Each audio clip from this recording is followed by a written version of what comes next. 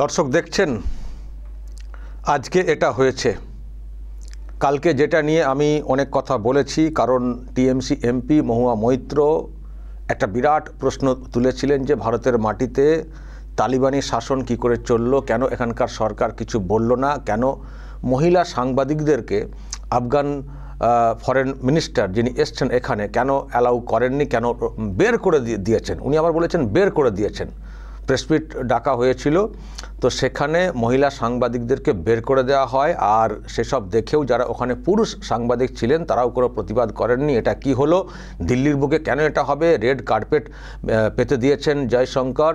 তারপরে ভারতের সব খরচ হচ্ছে, ওনাকে প্রোটোকল ইত্যাদি সব ব্যাপারগুলো করা, প্রোটোকল মেনে সবগুলো করা, তো এত খরচা হচ্ছে আর ভারতের মহিলাদেরকে অসম্মান করে চলে যাবেন। এ বিরাট যন্ত্রণা, এই যন্ত্রণা শুধু আমার একার না, দেশের সব মহিলাদের যন্ত্রণা বলে অনেক কথা বলেছিলেন। এবং সাংবাদিকদেরকে অসম্মান করা হয়েছে, মহিলাদেরকে অসম্মান করা হয়েছে, মহিলাদের পেশাকে অসম্মান করা হয়েছে বলে অনেক কথা গতকালকে একটা ভিডিও এসেছিল দর্শক, আমি আপনাদেরকে দেখিয়েছিলাম। তারপর তো আমি যা বলার বলেছিলাম, আমি বলেছিলাম যে ইনি কি এমপি হয়েছেন, একটা কূটনৈতিক বিষয়টা বোঝেন না, যে কেন আফগানিস্তানের সঙ্গে, কেন তালিবানের সরকারের সঙ্গে ভারত সরকার এই রকম একটা সম্পর্ক বজায় রেখে চলছে বা সম্পর্ক তৈরি করতে চাইছে। মেন টার্গেটটা কি, মেন উদ্দেশ্যটা কি, সেটা বুঝবেন না, সেটা বুঝবেন না। কাঁটা দিয়ে কাঁটা তুলতে হয়, এটাও তো একটা পলিসি আছে, সেটা মাথায় রেখেও বুঝবেন না। কেন ওনারা এটা করলেন না সেই নিয়ে চলো কার্যত যেন মনে হচ্ছে যেন মানে ওখান থেকে বের করে দিলে উনি মনে হয় খুশি হতেন না, তখন আবার অন্য কথা বলতেন। বিদেশি কাউকে এইভাবে অসম্মান করা হলো, দেশের এটা কি সম্মান রক্ষা হলো, আবার যাতে অন্য কথা বলতেন, বুঝতেন মানে বুঝতে তো পারছেন, যেমন ঝাড় তেমন বাঁশ। সুতরাং এরা হচ্ছে সবসময় কিছু না কিছু খুঁত বের করে ফেলবেন। আমি বলেছিলাম যে দেখুন, ওদের ওখানে একটা শরীয়ত আইন আছে, সেখানে পরনারীর মুখ দেখার ব্যাপারে অনেকটাই রেস্ট্রিকশন থাকে। যেখানে উপায় থাকে অ্যাভয়েড করার, সেখানে তারা সেটাকে মেনটেন করার চেষ্টা করেন। যেখানে উপায় থাকে না, যেমন ধরুন অন্য দেশে যাচ্ছেন এয়ারপোর্টে, সেখানে এয়ার হোস্টেস আছেন, ফ্লাইটে আছেন, সেখানে তো আর বলবেন না আপনি নেমে যান। কিন্তু যদি নিজেদের আয়ত্তের মধ্যে কোথাও কিছু থাকে, যেমন এটা হচ্ছে এমব্যাসির মধ্যে তার ইচ্ছা অনুযায়ী কাকে তারা ইনভাইট করবেন, সেখানে কন্ট্রোল থাকে। হতে পারে হয়তো মহিলা কাউকে বলা হয়নি, কিন্তু আমি কালকে এটাও বলিনি যে বের করে দেওয়া হয়েছে, কারণ মহুয়া মৈত্র মানে বের করে দেওয়ার কথাটা বলেছিলেন, কিন্তু আদৌ কি ওনারা ওখানে গিয়েছিলেন, মহিলা কোনো সাংবাদিক গিয়েছিলেন নাকি মহিলা কাউকে বলাই হয়নি।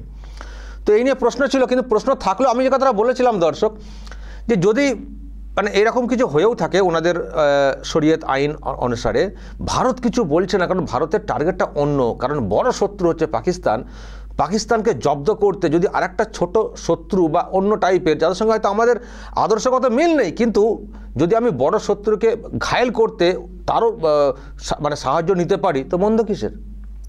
পাকিস্তান মাঝখানে, একদিকে ভারত, অন্যদিকে আফগানিস্তান। যদি আফগানিস্তানের সঙ্গে একটা টাই আপ রেখে, একটা সম্পর্ক বজায় রেখে যদি দুদিক দিয়ে একটা প্রেশার তৈরি করতে পারি, যেহেতু আফগানিস্তান ভার্সেস পাকিস্তান একটা সেন্টিমেন্ট আছে, আফগানিস্তান ভার্সেস পাকিস্তান, তো যখন পাকিস্তান আফগানিস্তানকে শত্রু মনে করছে আর ভারত যখন পাকিস্তানকে শত্রু মনে করছে, তো তাহলে ভারতের শত্রু পাকিস্তান, পাকিস্তানের শত্রু আফগানিস্তান, তাহলে ইকুয়েশন কি বলছে? তাহলে ভারত আফগানিস্তানের সঙ্গে বন্ধুত্ব করতে পারে না, কারণ পাকিস্তান বড় শত্রুকে ঘায়েল করার জন্য। তো বেসিক কনসেপ্ট, তো ওটা না ভেবে কেন ডাকা হয়নি সেই নিয়ে চিৎকার চেঁচামেচি এমন করা, যেন মনে হচ্ছে এক্ষুনি বের করে দেওয়া উচিত বা ওনার বিরুদ্ধে স্লোগানিং করা উচিত, এমন একটা ব্যাপার।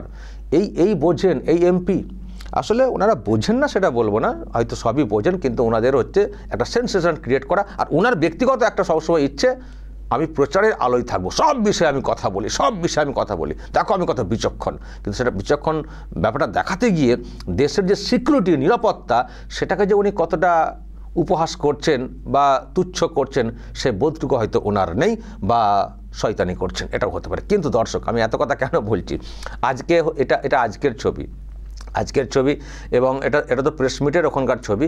দেখছেন আমির খান মুত্তাকি বিদেশ মন্ত্রী বসে রয়েছেন, প্রেস মিট করেছেন, মহিলা সাংবাদিক সব রয়েছেন।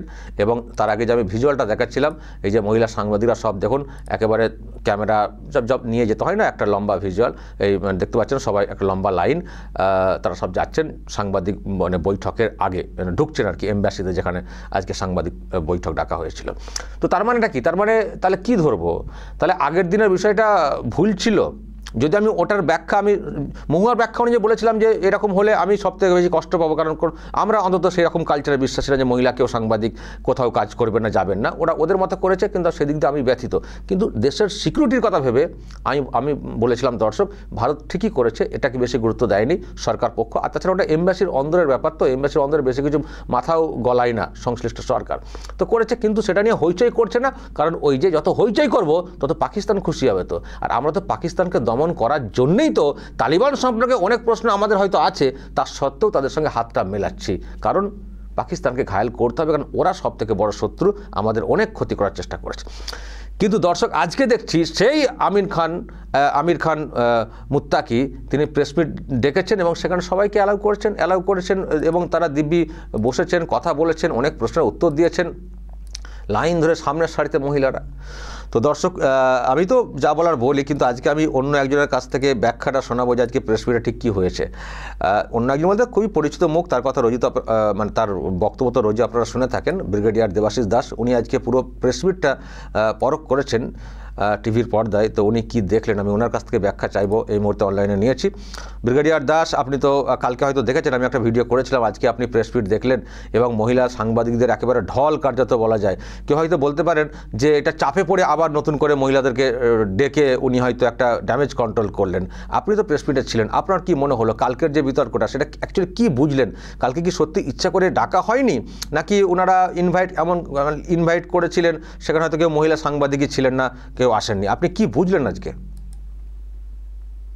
নমস্কার শফিকুল, তোমার সমস্ত দর্শকদের, লক্ষ লক্ষ দর্শকদের নমস্কার। এবার আমি আমার মতো করে বলি। হ্যাঁ, দেখুন, তালিবান সরকার বা আফগানিস্তানের একটি মানে সরকারকে হটিয়ে এত বছর পরে শাসনে এসছে, এবং তালিবান সরকারের আমি তালিবান এই যোদ্ধা যারা, তাদের সাথে মুখোমুখিও হয়েছি কখনো, সব ডিটেল আমি দিতে পারবো না। তো ফলে আমার ব্যক্তিগতভাবে খুব এদের ওপর রুচি নেই নানান কারণে। কিন্তু আপনি যেটা বলছিলেন, আমরা যদি এদের থেকে মুখ ঘুরিয়ে থাকি তাহলে ওই চোরের ওপর রাগ করে মাটিতে ভাত খাওয়া হয়ে যাবে। তাহলে অন্য কেউ সেই জায়গাটায় সুযোগ নিয়ে যাবে, চীন এসে ঢুকে পড়বে, তালিবানের সাথে বন্ধুত্ব করে নেবে। এবার তাহলে আমাদের হাতে থাকবে পেন্সিল। সেইখানে আমরা যদি এদের সাথে এনগেজমেন্টে থাকি তাহলে হয়তো এক সময় এই যে ছোট ছোট ব্যাপারগুলো এরা করেছিলেন, যেমন কালকে মহিলাদের ব্যাপারটা হয়েছে প্রেস মিটে, এর থেকে দূরে সরে আসবেন। কেন বলছে এই কথা? এনাকে দেখেছি কাবুলে বসে মেয়েদেরকে অ্যাড্রেস করছেন, মানে প্রেস কনফারেন্সে কথা বলছেন, কিন্তু একটা ওদের একটা সিস্টেম আছে পর্দা থাকার, যেটা ওদের নিয়মে চলে সেইভাবে। এবার আরেকটা কথা বলি, দেখুন, আমি না অনেকগুলো ইসলামিক নেশনে গেছি, কোনোটা একদম উদার মনোভাব, কোনোটা বেশ করা, এবং কোনোটা অল্প করা। আমি এক্সাম্পল দিচ্ছি। 10 বছর আগে আপনি যদি সৌদি আরবিয়ায় যেতেন, আপনি দেখতেন কোনো মহিলা গাড়ি চালাতে পারেন না। কিন্তু তারপরে হালে ধরুন 5-7 বছর আগে এই ভদ্রলোক আসেন, এমবিএস যাকে আমরা বলি, এবং তিনি এসে প্রথম এটা শুরু করে দেন যে মহিলারা গাড়ি চালাতে পারবে, মানুষ সিনেমা দেখতে পারবে। তো আস্তে আস্তে মানুষের তো একটুখানি সরেও আসতে পারে। আমরা যদি, যেমন আজকে উনি এইটা করলেন, ধরুন বাধ্য হয়েই করলেন, বা ওনারা বলছেন টেকনিক্যালি আমাদের কিছু অসুবিধা ছিল, সেটা একটা মুখ রক্ষার জন্য বলতে পারেন, নাও বলতে পারেন। বাট এইটা আমরা যদি এনগেজ না করি তাহলে ওনারা এই জায়গাটাতে তো পেতাম না, যে আজকে সব রকম জামা কাপড় পরে, প্যান্ট শার্ট থেকে আরম্ভ করে কেউ মাথায় পর্দা দিয়েছে, সব রকম ওনারা হাসি মুখে তাদের সাথে কথা বলেছেন। যে এই যে একটা জিনিস আমরা দেখলাম, এটা তো আমাদের ফল হলো, ফসল তো আমরাই তুলছি, যে আফগানিস্তান আস্তে আস্তে হয়তো সেই রকম জায়গায় চলে যাবে যেখানে সেই কঠোরতাটা মেয়েদের উপর তাদের নিজেদের দেশেও থাকবে না। আমার ব্যক্তিগতভাবে যে তালিবান শাসনই খুব ভালো আমি কখনোই বলবো না, কারণ আমার আমার পছন্দের না, কিন্তু ভারতবর্ষকে এনগেজ করা উচিত, না হলে অন্য মানুষ সেই জায়গাটায় ঢুকে পড়বে। এবং আফগানিস্তান আমাদের প্রচুর দরকার, এবং আজকের থেকে না, মহাভারতের সময় থেকে আফগানিস্তান আমাদের। রবীন্দ্রনাথের কাবুলিওয়ালা গল্প, যে সেটা তো ইন্ডিয়া পাকিস্তান হওয়ার অনেক আগে লেখা, সেখান থেকে আমাদের। এইবার আসি যে আপনি যেটা বললেন যে প্রেস মিটে কি হলো। এই দেখুন, ইনি নিউ দিল্লিতে প্রেস মিট করেছেন। আমি একটু ঘটনাক্রমটা ছোট্ট করে বলি। প্রথম কথা হলো, যেই উনি এইখানে এলেন এক সপ্তাহের ভিজিটে, সঙ্গে সঙ্গে পাকিস্তানের ডিফেন্স মিনিস্টার খোয়াজা আসিফ ওনাদের পার্লামেন্টে দাঁড়িয়ে বললেন আমরা আফগানিস্তানকে দেখে নেব। এটা ডাইরেক্টলি বলেননি ভারতে আসার জন্য, বাট উনি কোনো একটা বাহানা দিয়ে ইঙ্গিত করলেন, এবং তার পরের দিন আফগানিস্তানের উপর অ্যাটাক হলো। অ্যাটাক হওয়ার পরে আফগানিস্তান ডাইরেক্ট কাউন্টার অ্যাটাক করলো এবং প্রচুর ক্ষয়ক্ষতি হয়েছে। প্রায় আফগানিস্তানের নিজস্ব প্রেস কনফারেন্স যেটা কাবুল থেকে হয়েছে, 50 জন পাকিস্তানি সৈন্য অ্যাক্রস ডুরান লাইন ওরা ধ্বংস করেছে এবং 30 জন ইনজোর্ড, এবং এরা এটাও মেনে নিয়েছে যে ওদের 20 জন সৈন্য মারা গেছে এই অ্যাটাক গুলোতে, এই ডুরান লাইনে। প্রথম কথা। দ্বিতীয় কথা, ওনারা যেটা এই প্রেস কনফারেন্সে বলেছেন যিনি, সেটা আমি হাইলাইটসটা দিচ্ছি। তার আগে একটা ছোট্ট খবর দিই। ওনার তাজমহলে যাবার প্রোগ্রাম ছিল আজকে, সেটা ক্যান্সেল হয়েছে। কেন ক্যান্সেল হয়েছে উনিও বলছেন না, গভর্নমেন্ট অফ ইন্ডিয়াও কিছু বলছে না, বাট ওটা ক্যান্সেল হয়েছে। জাস্ট এটা আমি হয়তো পরে জানতে পারবো কেন ক্যান্সেল হয়েছে, সিকিউরিটি কারণও হতে পারে। এইবার হচ্ছে যে উনি যেটা বলেছেন প্রেস কনফারেন্সে ওনার প্রশ্নের উত্তরে, প্রথম কথা উনি বলেছেন যে আমাদের আফগানিস্তানে মেয়েরা অধ্যাপক, মেয়েরা ডাক্তার, অনেক কাজ করে, প্রেস কনফারেন্সও করে, এবং আমরা সেই রকম ভাবে সবাইকে সমান সুবিধা দেওয়ার চেষ্টা করি আমাদের সারিয়া নিয়ম মেনে। দ্বিতীয় কথা, উনি বলেছেন যে আমি পাকিস্তানের সঙ্গে, পাকিস্তানের ওপরে প্রশ্নতে উনি বলেছেন যে পাকিস্তানের কিছু অংশ আছে যারা আমাদের পায়ে পা দিয়ে ঝগড়া করতে চাইছে, আমরা কিছু অ্যাকশন নিয়েছি, এবং নাম নিয়ে বলেছেন ইরান, সৌদি আরবিয়া আর কাতার, এই তিনটে দেশ মধ্যস্থতা করেছে বলে আমরা সরে এসেছি। এবং তারপরে উনি বলেছেন যে ডুরান লাইন কন্ট্রোল করবার জন্য ডায়ালগ, বক্তব্য মানে মানে কথাবার্তা বলে, আলোচনার মাধ্যমে এবং শান্তিপূর্ণভাবে করতে হবে। আর যদি সেইটা না করা হয়, মানে ডুরাল লাইনটা যদি আমরা গায়ের জোরে নিতে পারি, তারপরে উনি বলেছেন যে আমেরিকাকে এবং ব্রিটেনকে জিজ্ঞেস করতে হবে যে তারা কিভাবে কি করেছিল এবং কিভাবে পালিয়েছিল, যেগুলো উনি সত্যি বলছেন। আমেরিকা সত্যি পালিয়েছিল 2021 সালে, এবং খালি পালায়নি, আমি আপনাকে যদি একটু বলি, 78টি যুদ্ধ জাহাজ, প্রায় 3 লাখ ওয়েপেন, এবং প্রায় 3000-এর ওপর মানে নানান রকম বড় বড় কামান সব ছেড়ে পালিয়েছিল। $17 বিলিয়ন অস্ত্র ছেড়ে পাকিস্তান আফগানিস্তান থেকে পালিয়েছিল, এবং যে বাগরাম এয়ারবেস বলছে সেখানটা ছেড়ে পালিয়েছিল তারা। এইবার উনি ওটাতে বলেছেন যে আমরা, যদি তোমরা কথা বলতে চাও ভালো, আর না হলে ইউএস, ন্যাটো, ইউনাইটেড কিংডমকে জিজ্ঞেস করো আমরা কি করতে পারি, আর তোমরা যদি কথা না বলো আমাদের কাছে অন্য রাস্তা আছে। এটা নিউ দিল্লিতে বসে পাকিস্তানকে সোজা সুজি উনি বলেছেন। বাট এটাও বলেছেন আমি তাদের সাথে অশান্তিতে থাকতে চাই না, গত 4 বছর আমরা শান্তিতে আছি এই সরকার আসার পরে, এবং আমরা শান্তিতে থাকতে চাই। এইবার হচ্ছে আর কিছু কথা বলা হয়েছে, যেটা আমি দুটো মিলিয়ে বলছি, ওনার নিউ দিল্লির প্রেস কনফারেন্স আর কাবুল থেকে আফগানিস্তানের তালিবানের স্পোক্স পার্সনের। তারা বলেছেন আফগানিস্তানকে রক্ষা করবার অধিকার আফগানিস্তানের আছে, সার্বভৌমত্ব, এবং পাকিস্তান আইএসআইএস আর লস্করে তৈবাকে তৈরি করছে, ব্যবহার করছে আফগানিস্তানে অশান্তি সৃষ্টি করবার জন্য। এবং কিছুদিন আগে খাইবার পাখতুনখোয়াতে পাকিস্তান আইএসআইএস এর মডিউল তৈরি করেছিল, এবং এই ভদ্রলোক যিনি আজকে নিউ দিল্লিতে প্রেস কনফারেন্স করেছেন, মুত্তাকি, উনিও এটা নিয়ে বলেছেন যে 500 কিলোমিটার গিয়ে সারা রাস্তায় এত আর্মির চেকপোস্ট আছে, আর পাকিস্তান বলছে তারা জানতেন না। এটা কি হতে পারে? তাদের সরকারই এটা করছে। এবং আরেকটা মারাত্মক কথা, আজকে কাবুল থেকে ওনাদের স্পোক্স পার্সন বলেছেন যে পাকিস্তানের মাটি ব্যবহার করে আইএসআই এর মদতে আইসিস মানে আইএস আর এলইটি মস্কোতে আর ইরানে হামলা চালিয়েছে। এটা একটা মারাত্মক কথা। মানে উনি পাকিস্তানের মাটি ব্যবহার হচ্ছে অন্যান্য দেশকে করবার জন্য, আঘাত করবার জন্য, সোজাসুজি বলেছেন। আরেকটা কথা ইনি আজকে বললেন নিউ দিল্লি থেকে, যে পাক তাদের টেররিস্ট এলিমেন্টকে কন্ট্রোল করুন। আমাদের তো আরো 7টা 8টা দেশের সাথে বর্ডার আছে। আমি আপনাকে বলি মানে ছোট্ট করে যে ওদের কাদের কাদের সাথে বর্ডার আছে। দেখুন, চীনের সাথে অল্প বর্ডার আছে, তাজিকিস্তানের সাথে আছে, উজবেকিস্তানের সাথে আছে, কাজাকিস্তানের কাছে আছে, সাথে আছে, কিরগিজস্তানের কাছে সাথে আছে। এগুলো সেন্ট্রাল এশিয়ান রিপাবলিক বলা হয় এখন। এক সময় মানে 1991-এর আগে এগুলো United states of Soviet Russia মানে যুক্ত সোভিয়েত রাশিয়ার অঙ্গ ছিল। পরে যখন 91-তে ভেঙে যায় তখন এগুলো সেন্ট্রাল এশিয়ান রিপাবলিক বলা হয়। এবং বলছে এদের কারোর সাথে তো অশান্তি নেই, তো তোমাদের সাথে কেন অশান্তি? এবং বলেছেন ডুরান লাইন, 2400 কিলোমিটারের ডুরাল লাইন, যদি শান্তি চাও অনেক শান্তিপূর্ণ ভাবে সবকিছু আলোচনার মাধ্যমে করতে পারি, না হলে এমন পাহাড়ি রাস্তা পাগলা করে ছেড়ে দেবো, এইরকমই ইঙ্গিত উনি করেছেন। এবার হচ্ছে ভারতবর্ষের সাথে কি বলেছেন, অত্যন্ত আনন্দের খবর, যে অমৃতসর থেকে আফগানিস্তানের নাকি নতুন ফ্লাইট শুরু হবে। এবং উনি বলেছেন যে আমরা ইন্ডিয়াকে খনিজ পদার্থ এবং খেলাধুলা, এই ব্যাপারগুলোতে নিয়ে আমরা চাইবো ইন্ডিয়া আমাদের সাথে আরো বড় কোঅপারেশন করে। আর মানবিক যে সাহায্য ইন্ডিয়া আমাদের করে, যে ত্রাণগুলো পাঠায়, যে অন্যান্য জিনিস ওষুধপত্র সেগুলো, এবং স্বাস্থ্য এবং শিক্ষার জন্য যেন ইন্ডিয়া আমাদের ভিসা দেয়, এবং এডুকেশন আর হেলথ। এবং উনি জার্নালিস্টদের ফ্রিডম নিয়ে, ওমেন রাইটস নিয়ে অনেক কথার উত্তর দিয়েছেন। এবং তারপরে অন্য প্রোগ্রামে যেতে হবে বলে, কারণ প্রশ্ন শেষ হচ্ছিল না, উনি চলে যান। এবার আসি যে মোদ্দা কথাতে ব্যাপারটা কি হলো। আমার মনে হয় যেটা হচ্ছে, যেটা আমরা কিছুদিন পরে দেখতে পাবো, যে ভারতবর্ষের মতো একটি বড় দেশের সাহায্য নিয়ে আফগানিস্তানের সরকার চাইছে পৃথিবীর কাছে আবার একটা রিকগনিশন পাওয়ার। কারণ ম্যাক্সিমাম দেশ তালিবানকে রিকগনাইজ করে না। আপনাকে জানাই, হয়তো আপনি জানেনও, যে এই মানুষটি যিনি এসছেন মুত্তাকি, এনাকেও কিন্তু, কারণ এনারা আছেন ইউএস এর ব্যান্ড লিস্টে এবং ইউনাইটেড নেশনের ব্যান্ড লিস্টে, এনাকেও ভারতে আসার জন্য পারমিশন নিতে হয়েছিল। এবং যেই এদেরকে কোনো মিটিং এ ডাকা হয়, ধরুন কাতারে গেল কোনো মিটিং করবে, স্পেশাল পারমিশন নিতে হয় ইউনাইটেড নেশনস থেকে ট্রাভেল করবার জন্য, কারণ এনাদের ট্রাভেল ব্যান আছে।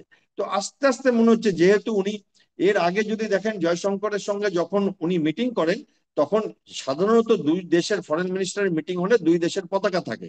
কিন্তু ভারত যেহেতু এখনো অব্দি তালিবান ফ্ল্যাগটাকে রিকগনাইজ করেনি, তো ওই জন্য কোনো দেশেরই পতাকা ছিল না। আস্তে আস্তে উনি আজকে যখন করেছেন, উনি পতাকাটা পিছনে রেখে করেছেন। এবং হয়তো এইভাবেই একটি দেশের রিকগনিশন হবে, এবং আস্তে আস্তে পৃথিবীও দরজা খুলবে। সেটা হোক। এবং সেখান থেকেই হয়তো, যেমন মানে অনেক দেশে আমি দেখেছি যে একসময় ভীষণ কঠিন মানে অবস্থা ছিল সারিয়া নিয়মের মধ্যে। আর আমি সেগুলো কিন্তু এই সিরিয়া লেবাননের মতো দেশ বলছি না, আমি বড় বড় দেশের কথা বলছি। আর সেখানে এখন দেখা যায় যে মানুষ অনেকটা খোলা হাওয়াতে নিঃশ্বাস নিচ্ছে, যেমন আমাদের ভারতবর্ষে মানুষ খোলা হাওয়াতে নিঃশ্বাস নেয়, যেই ধর্মের হোক। তো সেই না, আমি জায়গাতে আমি আমি একদম। যেটা জানতে চাই দেবাশিস দাস ব্রিগেডিয়ার, সেটা হচ্ছে যে ওদের তো উন্নতি হবে, ওরা ওদের স্বার্থে এগোবে, কিন্তু ভারতের স্বার্থে যে জায়গাটা, আমাদের তো মেন টার্গেট হচ্ছে পাকিস্তানকে জব্দ করা। তো সেই জায়গা থেকে হয়তো আমরা অনেক কিছু মেনে নিয়েও তাদের পাশে থাকার চেষ্টা করছি, কিন্তু সেটা নিয়ে হয়তো কেউ প্রশ্ন তুলতে পারেন। কিন্তু আমার কাছে বক্তব্য হচ্ছে যে আমাদের মেন ফোকাসটা কি, আমাদের মেন টার্গেটটা কি? একটা তো টার্গেট যে পাকিস্তানকে নর্চার করতে না দেওয়া, দুদিক দিয়ে চেপে ধরা, এটাই তো। হ্যাঁ, একদম অবশ্যই। এবং আরেকটা টার্গেট আছে, দেখুন আমাদের কাছে তো আফগানিস্তান একটা ল্যান্ডলক কান্ট্রি। এবার আফগানিস্তানের কাছে যেতে হলে আমাদেরকে রাস্তা দিয়ে যেতে হবে, সমুদ্র দিয়ে আমরা যেতে পারি না আফগানিস্তানে। তো এইবার হচ্ছে আমাদের কাছে উপায় হচ্ছে, আমরা যে সেন্ট্রাল এশিয়ান রিপাবলিক বললাম কাজাকিস্তান, এখানে আমাদের বড় বড় বেস আছে। তো আমরা কি করি, ওইখান দিয়ে আবার আফগানিস্তানে অ্যাপ্রোচ করতে পারি। এবার পাকিস্তানকে সাহায্য করবার জন্য ভারতবর্ষ তো অবভিয়াসলি, তার থেকেও হচ্ছে যে আফগানিস্তানের যে স্ট্র্যাটেজিক লোকেশন, একদিকে রাশিয়া, একদিকে চীন, তলায় পাকিস্তান, বাঁদিকে ইরান, এদের দেখুন না অবস্থা বর্ডারে এতগুলো। সেইখানে আফগানিস্তানকে আমরা যদি ওই জায়গাটা পুরনো সূত্রে না নিই, যে যে অনেক সময় আমরা এই ভুলগুলো করেছিলাম, এক সময় আমি অনেক বছর আগের কথা বলছি, যে নেপালের সাথে বন্ধুত্ব আমরা হারিয়েছিলাম, সেই জায়গায় চায়না ঢুকে পড়েছিল। তো চায়না ঢুকে পড়বে সেইখানে, আমার মনে হয় এটা ভারতবর্ষের সঠিক পদক্ষেপ, যে আমরা তালিবানের সবকিছু মেনে নেব না, কিন্তু আমরা তাদের সাথে ব্যবহারিক সম্পর্ক রাখবো নিজেদের স্বার্থে। এবং যে কোনো দেশের নাগরিকের বা তার লিডারশিপের মেইন মন্ত্রটা হওয়া উচিত নিজেদের স্বার্থ, যে দেশের স্বার্থে আমরা প্রয়োজন হলে তাদের সাথে ব্যবহার করব। এবং এমন না যে একমাত্র শরিয়া দেশ আফগানিস্তান, আরো পৃথিবীর অনেক শরিয়া দেশের থেকে আমরা তেল নিই, এটা ওটা নিই, এবং তাতে আমরা কোনো মানে অসুবিধা দেখি না। তাদের সাথে তো আদান প্রদান আমাদের চলে, জিনিসপত্রের আদান প্রদান চলে। তো এদের সাথে করলেও কোনো ব্যাপার না, বাট তারপরে আর আমাদের সাথে আফগানিস্তানের যুদ্ধ কখনো হয়নি। তো ফলে সেইখানে কি হয়, যে যদি আমরা এই ব্যবহারটা করতে পারি, চীনকে ঠেকাতে পারি, তাহলে ভবিষ্যতে আমরা দেখব হয়তো যে আফগানিস্তানের ভারতের প্রেজেন্সের জন্য পাকিস্তান তো চাপে থাকবেই।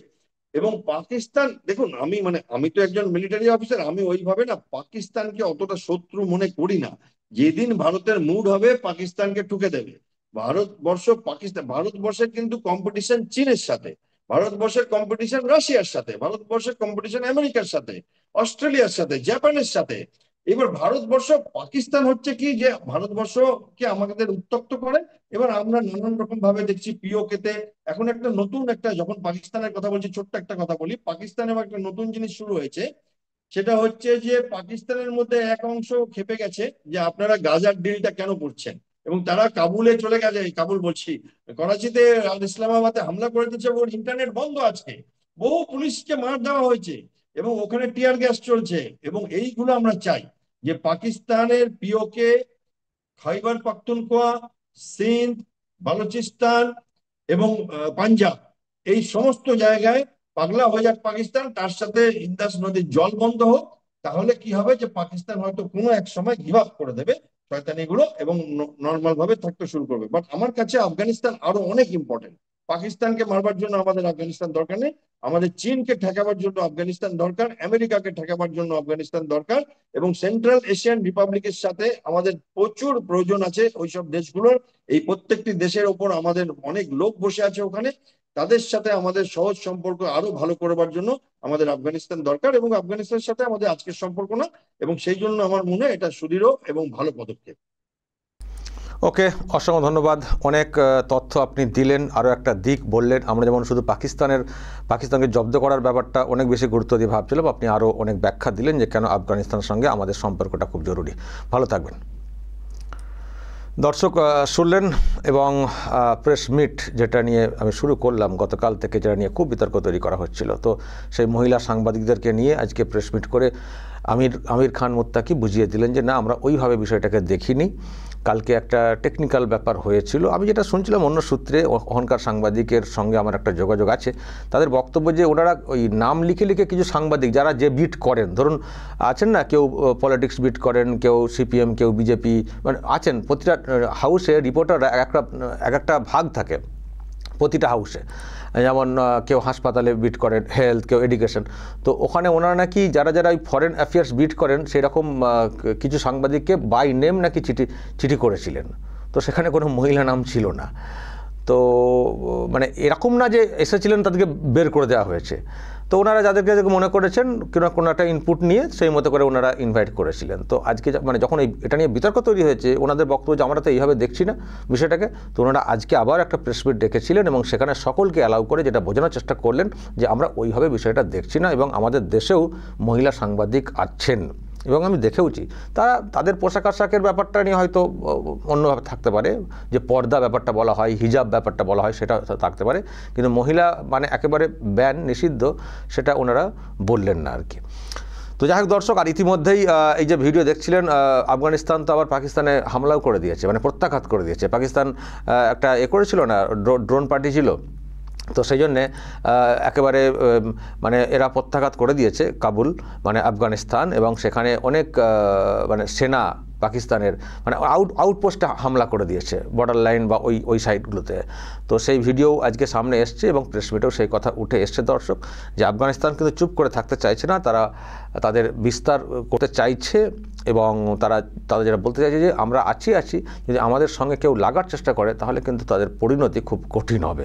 যে ঘটনা আমরা ঘটিয়েছি, অন্যান্য দেশকে জিজ্ঞাসা করলেই নিশ্চয়ই বুঝতে পারবেন যে কি আমরা ঘটাতে পারি।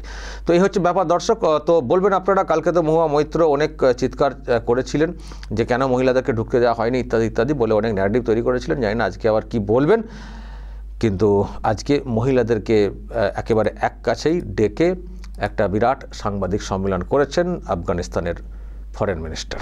দর্শক বলবেন আপনারা যা বলার, এবং ব্রিগেডিয়ার দাস যে ব্যাখ্যা দিলেন আমাদের যে প্রয়োজনীয়তা, কেন আমরা এটাকে অ্যালাউ করছি, কেন আমরা আফগান তালিবান সম্পর্কে এত কিছু জেনেও তাদেরকে অ্যালাউ করছি, এখানকার সরকার কেন তাদের এইসব বিষয়গুলোকে মেনে নিচ্ছে বা বন্ধুত্বের হাত বাড়াচ্ছে, তারও ব্যাখ্যা উনি কিন্তু দিয়েছেন। এরপর যদি আপনাদের কিছু বলার থাকে অবশ্যই বলবেন এবং নজর রাখবেন আরামবাগ টিভিতে।